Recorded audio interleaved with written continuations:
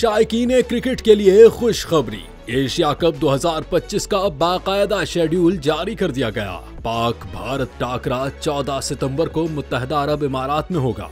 अगरचे इस इवेंट की मेजबानी भारत को हासिल थी, लेकिन सियासी वजूहात के बायस एशिया कप अब यूएई मुंतकिल कर दिया गया है। सदर Asian cricket council Mohsin Naqvi ने ऐलान किया कि टूर्नामेंट 9 से 28 सितंबर तक जारी रहेगा और इसमें 8 टीमें हिस्सा लेंगी। ग्रुप ए में पाकिस्तान, भारत, यूएई और ओमान शामिल हैं, जबकि ग्रुप बी में श्रीलंका, बांग्लादेश, अफगानिस्तान और हांगकांग मैदान में उतरेंगे। इफ्तिताही मैच 9 सितंबर को अफगानिस्तान और हांगकांग के दरमियान होगा। पाकिस्तान 12 सितंबर को ओमान के खिलाफ पहला मैच खेलेगा। 17 सितंबर को यूएई से टकराएगा। सुपर 4 मरहला 20 सितंबर से शुरू होगा, जिसके बाद सेमीफाइनल और फाइनल की जंग होगी।